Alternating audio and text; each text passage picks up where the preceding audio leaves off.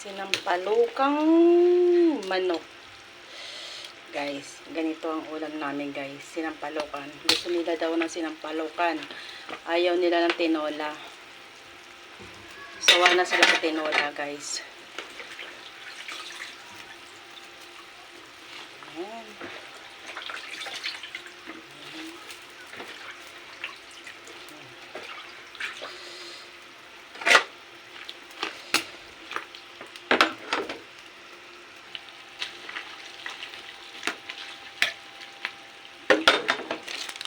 Tapos ako ngayon lalagay yung sampalok rice para sabay-sabay na silang mag-asin. Diba? Ito guys. Sinampalukang manok.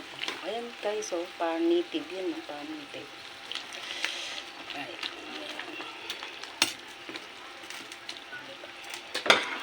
lagay na natin.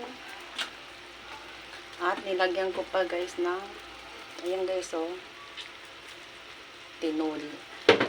Patola guys to. Ayan, nilagyan ko ng patola guys.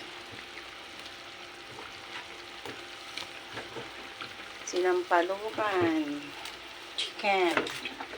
Tapos ilagyan natin ng sili. Diba?